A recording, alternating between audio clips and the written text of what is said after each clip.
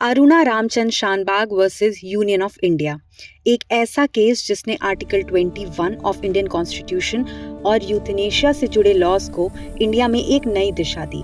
आज हम इसी के बारे में बात करेंगे।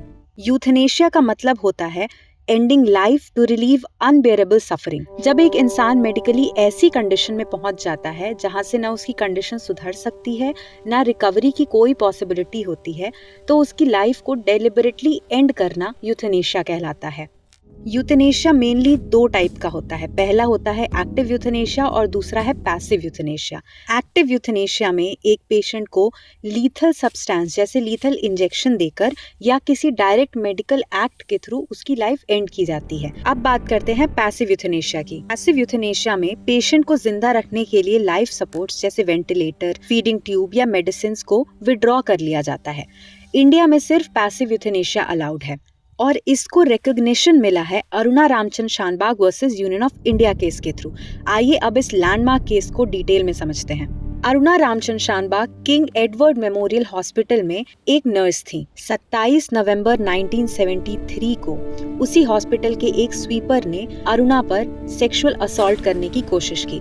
उसे इमोबिलाइज करने के लिए उस स्वीपर ने डॉग चेन से अरुणा के गले को स्ट्रैंगुलेट किया और उसे टाइटली ट्विस्ट किया। अगली सुबह जब एक क्लीनर वार्ड में आया तो उसने अरुणा को खून में लथपथ अनकॉन्शियस स्टेट में पाया। गला घोटने की वजह से अरुणा के ब्रेन तक ऑक्सीजन सप्लाई बंद हो चुकी थी, जिसकी वजह से सीवियर ब्रेन डैमेज हो गया। इस इंसिडेंट के बाद अरुणा की फिजिकल कंडीशन कंप्लीटली डिटेरियोरेट हो गई। वो बेड रिडन हो गई, खुद से कुछ भी नहीं कर पाती थी। खाना भी उनको मैश करके फीड कराना पड़ता था। डॉक्टर्स के अकॉर्डिंग वो परसिस्टेंट वेजिटेटिव स्टेट में चली गई थी। केईएम हॉस्पिटल का स्टाफ पिछले कई सालों तक उनकी 24/7 केयर करता रहा, बिल्कुल फैमिली की तरह। 2009 में जर्नलिस्ट और सोशल एक्टिविस्ट पिंकी वीरानी ने सुप्रीम कोर्ट में एक PIL फाइल की। उनका कहना था कि अरुणा की लाइफ सिर्फ बायोलॉजिकल एग्जिस्टेंस में है और ना ही कोई डिग्निटी है, ना कॉन्शियसनेस। इसलिए PIL के थ्रू ये डिमांड की गई कि अरुणा को फीड करना बंद कर दिया जाए और उन्हें पीसफुली मरने दिया जाए। एक तरह से यहाँ पैसिव यूथनेशिया की परमिशन मांगी गई। अब सुप्रीम कोर्ट ने डॉक्टर्स की एक मेडिकल कमेटी बनाई और उस कमेटी ने रिपोर्ट में ये कहा कि अरुणा का ब्लड प्रेशर, रेस्पिरेशन, डाइजेशन ये सब नॉर्मल था। वो अपने आसपास के लोगों को पहचान भी पाती थी। उनके ब्रेन में लिमिटेड एक्टिविटी अभी भी हो रही थी। इसी के साथ KEM हॉस्पिटल के डॉक्टर्स और स्टाफ ने कोर्ट से रिक्वेस्ट की कि अरुणा को पैसिव यूथनेशिया ना दिया जाए।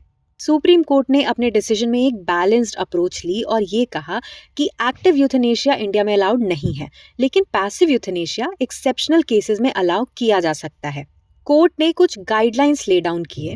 पहला ये कि लाइफ सपोर्ट डिसकंटिन्यू करने का decision parents, spouse, close relatives या कोई नेक्स्ट फ्रेंड ही ले सकता है, और अगर कोई भी नहीं है तो उस पेशेंट को ट्रीट करने वाले डॉक्टर्स भी ले सकते हैं, लेकिन डिसीजन हमेशा पेशेंट के बेस्ट इंटरेस्ट में होना चाहिए। इस डिसीजन के लिए हाई कोर्ट की अप्रूवल मैंडेटरी होगी। चीफ जस्टिस कम से कम 2 जजेस की एक बेंच बनाएंगे।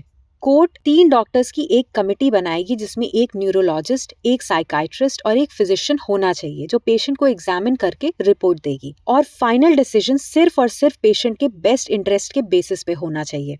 सुप्रीम कोर्ट ने ये गाइडलाइंस तो दे दी, लेकिन अरुणा के केस में पैसिव यूथनेशिया अलाउ नहीं। कोर्ट ने ये कहा कि अगर केयर टेकर्स यूथनेशिया नहीं चाहते तो कोर्ट उन पर अपना डिसीजन फोर्स नहीं करेगी। इस केस के थ्रू इंडिया में पैसिव यूथनेशिया को एक फाउंडेशन मिल गया और इसी फाउंडेशन के बेसिस पर आगे चलकर right to die with dignity को भी आर्टिकल 21 का हिस्सा माना गया।